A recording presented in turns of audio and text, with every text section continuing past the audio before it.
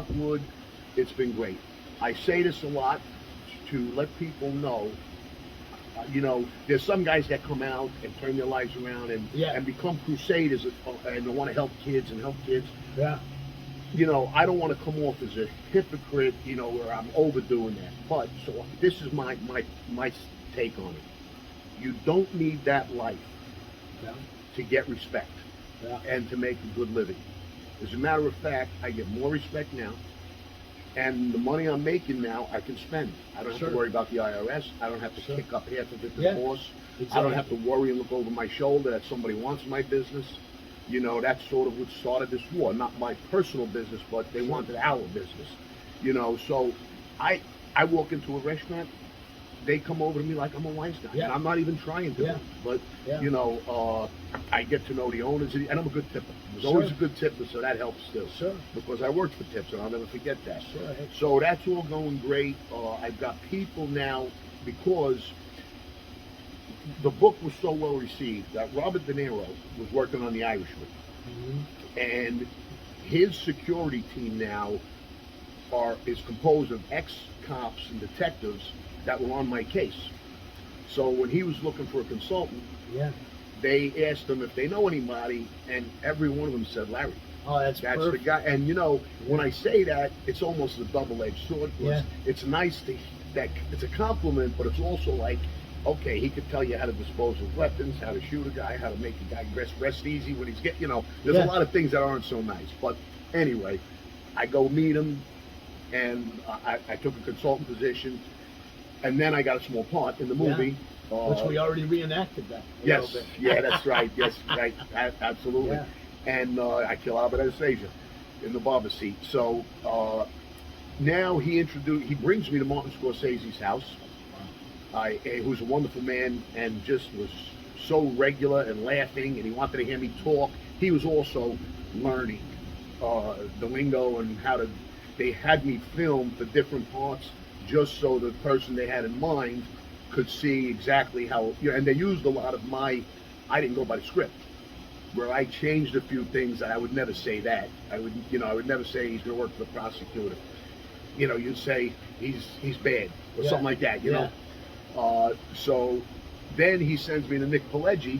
I'm going to show you the picture. This is Nick Pileggi, who wrote Goodfellas and Casino. Oh, yeah. And he is now under contract with my producer to write either a movie or a TV series. Oh, that's awesome. But they're leaning heavily towards a TV series. TV series, because there's too much material, too many characters that can be developed, like a Sopranos. They can go on and on. And they're working on it as we speak. So that's awesome. That's all been great. And now what's happening, to sort of wrap it up, how I'm still getting busier and busier, I have other people who have books and have written screenplays, and it's hard. I got lucky to get in those doors. So I don't say no to anybody. If they have something and they send it to me, especially now that we have a producer that's very aggressive, and he's going to soon have his own platform. Where we don't need to go to A&E or Netflix. He's going to do it himself. He's that well known, that much, you know, of a successful businessman. He can do it. He's been in the industry.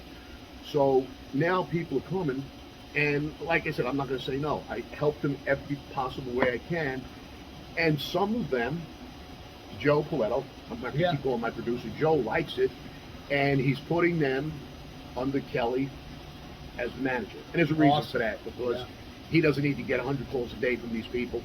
So she gets them, filters them out, and helps them with the legalities. She is an MBA. She was a vice president for a huge government contracting company that had Kennedy Space Center, TSA, the Border Patrol. And my Jim tied in with that for a few years with the Border Patrol. So yeah, everything is just, that's great.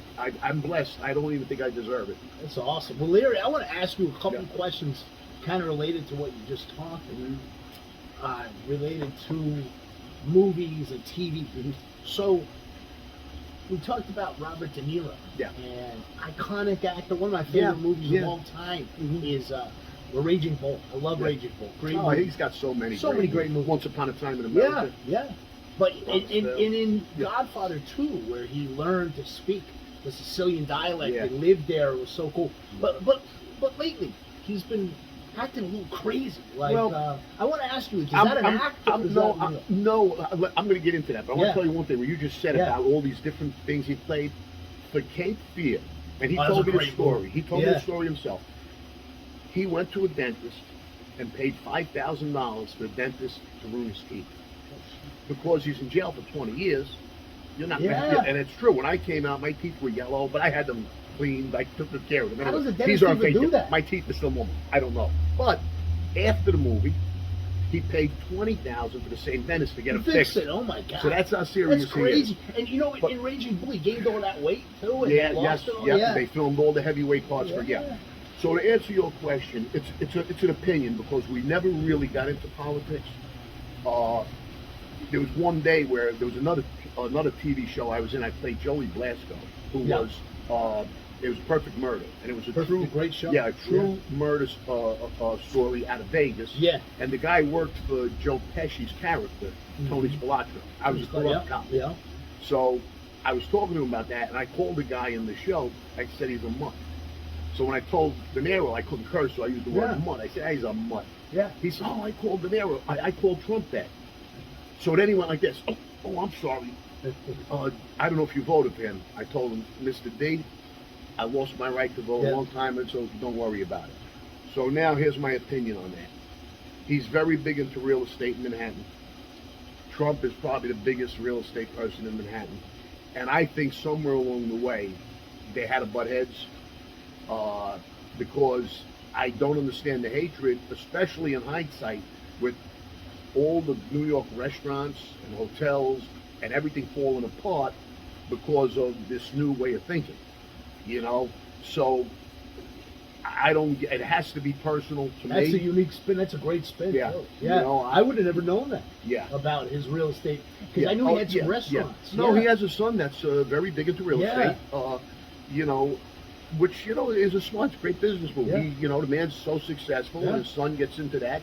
You know, but maybe they lost bids to Trump or That's interesting. something. Yeah. And again, that's my opinion because I don't see I don't like Biden because of things he's. That's my opinion. Yeah. Again, because he's too far. Yeah. Too many radical things. Too far happening. gone and like. You know, the I could brain. live with the middle, Yeah. and we're not there anymore. So, you know, like I say, everything's closing. Like Well, here I we- always speak positive, and Yeah. one thing I always say positive is I always say I call the vice president Hot Lips Harris because I think she's got some bedroom eyes and she looks good in those. Well, I think pantsuits. she's proved herself. As Yeah, far as that she's too. got some skills. Yeah. I think she's an attractive Yeah, lady. yeah. But I wanted to talk to you about movies and, Yeah. and TV shows. Yeah. Ask you this question: what do you think is the most realistic mob movie that was ever made in Hollywood? Well, there's a few. Let me say a few. I'd probably start with Goodfellas, because that was pretty. Based on a true story. Yeah, and it was Yeah. raw. It was real. Full of fans on ice. Yeah, there were guys in there. They Yeah. weren't trying to be so polished like The Godfather. Yeah. You know, and believe it or not, The Sopranos. Yeah.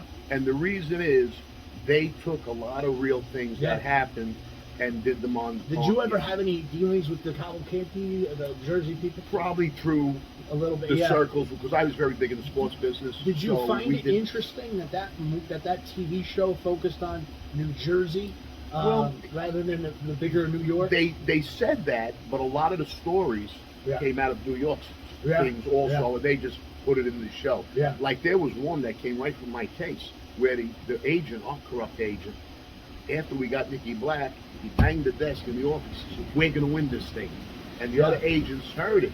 That was in The Sopranos. Yeah. At the end, when Tony has hit somebody, the guy says the same thing. So they, you know, and That's then awesome. there was They pulled it from that. I don't know what words are right to use, but they had a gay capo or an alternative lifestyle capo. That was in the in the- car. Yeah. Yeah. Heavier guy. Right. Yeah. So there was some truth to that. Yeah. I don't know who it was, but there was a capo somewhere that had that alternative lifestyle. Yeah. So, Yeah. You know. I, So yeah, I'll tell you, I love Bronx Tale. Bronx Tale. Bronx, yeah. And the reason I love Bronx Tale was because it was a true story, somewhat, but it was based on Chaz Palminteri's actual life. You know, he witnessed Yes. a killing when he was younger, Yeah. and it didn't so much focus on organized crime as much as his life Well, growing up around. You know, There was a little bit of that in my book, and not because of the movie, but